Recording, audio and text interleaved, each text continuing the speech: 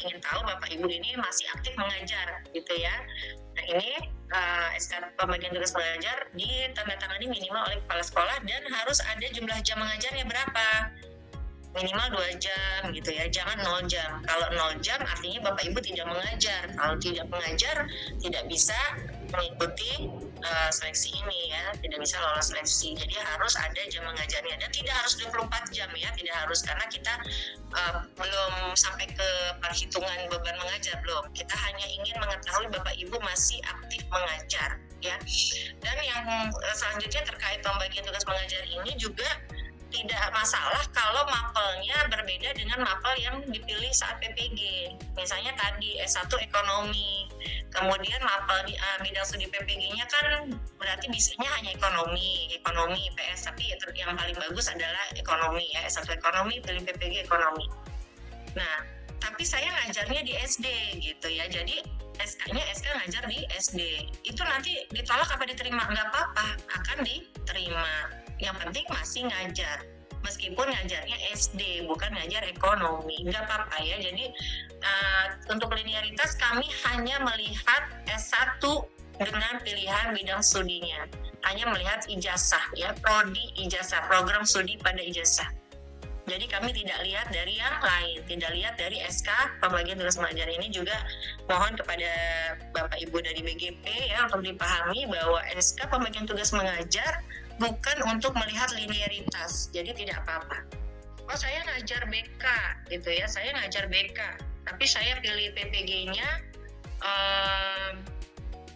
misalnya saya pilih PPG-nya PAUD karena S1-nya saya PAUD, ya nggak apa-apa. Karena S1-nya PAUD ya mau nggak mau PPG-nya PAUD, meskipun ngajarnya BK, ya seperti itu. Nah, itu tadi terkait SK. Jadi ada 3 SK yang kita minta ya Bapak Ibu. Yang pertama SK pengangkatan pertama, yang kedua tentang kepegawaian, yang ketiga tentang pembagian tugas mengajar terakhir. Nah ini mungkin setiap daerah masalah legalisir berbeda-beda, kami serahkan kepada daerah masing-masing. Yang jelas kami membolehkan asli atau membolehkan juga legalisir. Namun untuk guru honor di sekolah negeri, kami meminta kalau bisa dilegalisir dari Dinas Pendidikan, atau minimal Dinas Pendidikan mengirimkan data daftar nama guru honor di sekolah negerinya kepada BGP supaya tidak ada misinformasi, tidak ada miskomunikasi antara pemerintah daerah dan pemerintah pusat ya dalam hal guru honor sekolah negeri. Tapi kalau scan ijazah S1 boleh yang asli ya.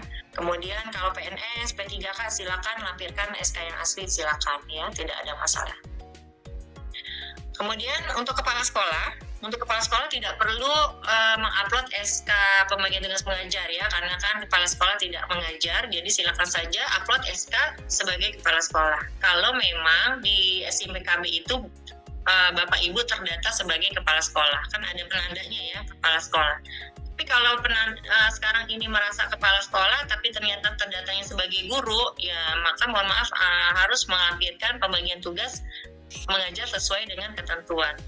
Tapi kalau memang betul-betul kepala sekolah ya silakan dikomunikasikan ya dengan Disdik dan BGP. Kalau memang Bapak Ibu memang sudah jadi kepala sekolah berbeda dengan status di SIMPKB-nya. Silakan aja dikomunikasikan ya supaya BGP juga bisa memeriksa kebenarannya gitu ya, bahwa Bapak Ibu memang sebagai kepala sekolah sehingga tidak bisa melampirkan pembagian tugas mengajar.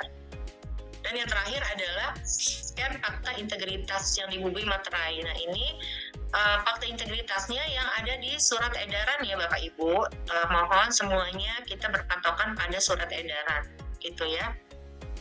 Dan itu dibubuh materai yang asli ya Bapak Ibu, jangan membubuhi materai yang sudah yang sudah pernah terpakai, atau mungkin materai yang di print gitu ya, diambil gambarnya kemudian di print ditempel ya, jangan seperti itu.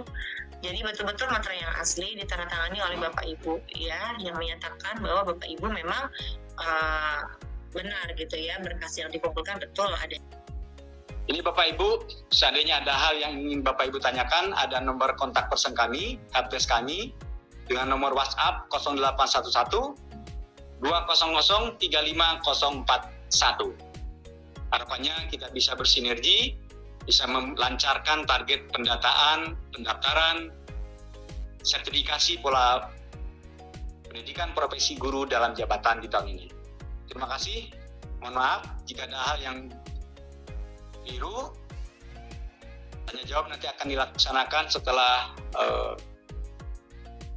paparan yang disampaikan dari Bu Vina, perwakilan dari Direktorat Profesi Pendidik. Terima kasih. Assalamualaikum warahmatullahi wabarakatuh.